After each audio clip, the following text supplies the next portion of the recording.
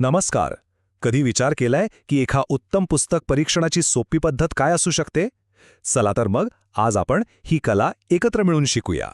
असं बऱ्याचदा होतं नाही का, एखादं पुस्तक वाचून संपतं, आपल्याला ते प्रचंड आवडलेलं असतं, पण ते का आवडलं हे शब्दांत मांडताना मात्र आपली गाडी अडकते. नेमकं काय लिहावं, कसं लिहावं हेच कळत नाही. तर मग हीच अडचण आज आपण दूर करणार आहोत. एक असा सोपा फॉर्म्युला आहे ज्याच्या मदतीने पुस्तक परीक्षण लिहिणं अगदी सोपं होऊन जाईल. हीच आहे ती 4 भागांची ब्लूप्रिंट.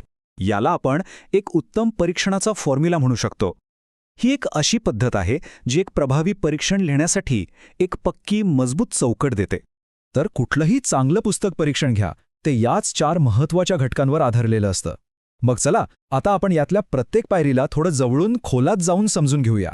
तर या ब्लूप्रिंटच्या प्रत्येक भागात नेमकं काय आहे, चला एक एक करून या सगळ्या पायऱ्या उलगडून पाहूया.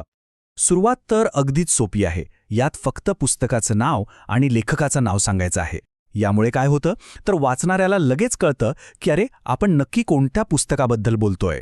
आता इथे आपल्याला पुस्तकाच्या मुख्य विषयाची किंवा कथेची एक छोटीशी झलक द्यायची आहे. पण एक गोष्ट लक्षात ठेवायची, सगळ्यात महत्त्वाची, मोठे स्पॉयलर्स अजिबात नकोत. म्हणजे कथेचा शेवट किंवा महत्त्वाचे ट्विस्ट सांगून वाचकाची सगळी मजा घालवायची नाही. आता येतो एक खूप इंटरेस्टिंग भाग, तो म्हणजे लेखनाची शैली. इथे आपल्याला हे बघायचं आहे की पुस्तक कसं लिहिलं आहे, लेखकाची भाषा कशी आहे, ती आपल्याला गुंतवून ठेवते का, त्यांचं सादरीकरण कसं आहे, हे सगळं इथे मांडायचं आहे. आणि सगळ्यात शेवटी येतो तो पुस्तकाचा आत्मा, म्हणजे त्याचा संदेश. ह्या पुस्तकातून आपल्याला नेमकं काय शिकायला मिळालं, हे पुस्तक कोणी वाचावं आणि का वाचावं, ह्यातून मिळणारा खरा फायदा काय आहे, यावर बोलायचं. ठीक आहे, तर आत्तापर्यंत आपण थिअरी बघितली. आता हीच ब्लूप्रिंट एका खऱ्या उदाहरणावर लावून पाहूया, म्हणजे आपल्याला हे सगळं आणखी चांगल्या प्रकारे कळेल. उदाहरणार्थ सुधा मूर्तींच्या वाईज अँड अदरवाईज या पुस्तकाचं परीक्षण बघूया. त्यातला एक भाग असा आहे. आलं लक्षात? हे वाक्य आपल्या ब्लूप्रिंटमधल्या तिसऱ्या पायरीचं, म्हणजे शैली आणि सादरीकरण, याचं किती उत्तम उदाहरण आहे बघा. इथे लेखिकेच्या साध्या पण तितक्याच प्रभावी लेखन शैलीबद्दल बोललं गेलं आहे. आता त्याच परीक्षणातला आणखी एक भाग पाहूया जो पुस्तकाच्या संदेशावर प्रकाश टाकतो. आणि हे बघा, हे वाक्य थेट आपल्या चौथ्या पायरीला, म्हणजे संदेश आणि फायदे, याला जोडून येतं. पुस्तकातून मिळणारा महत्त्वाचा संदेश म्हणजेच सहानुभूतीची ताकद इथे किती छानपणे सांगितलं आहे.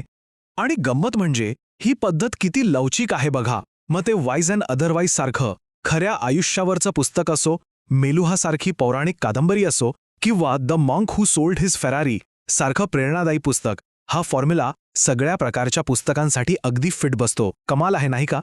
तर मग आता ही ब्लूप्रिंट वापरायची वेळ आली आहे. आपण जे काही आत्तापर्यंत पाहिलं ते आता प्रत्यक्ष कृतीत आणूया. पुढच्या वेळी जेव्हा आपण एखादं परीक्षण लिहायला घ्याल तेव्हा ही चेकलिस्ट नक्की आठवणी ठेवा. पहिले शीर्षक आणि लेखक, दुसरं कथेचा सारांश पण स्पॉयलरशिवाय, तिसरं शैली आणि भाषा कशी आहे त्याचं विश्लेषण, आणि चौथं पुस्तकाचा संदेश आणि त्याचा आपल्यावर होणारा परिणाम. हे 4 मुद्दे लक्षात ठेवले की झालं. कारण एक उत्तम परीक्षण म्हणजे फक्त आपलं मत नसतं, तर ते इतर वाचकांसाठी एक मार्गदर्शक ठरतं. ते एका मोठ्या वाचक समुदायाशी जोडले जाण्याचं एक माध्यम आहे. लक्षात ठेवा, प्रत्येक परीक्षण हे एक प्रकारे संवादाची सुरुवात आहे. तर मग विचार करा, या संवादात आपण आपली अशी कोणती भर घालणार आहोत?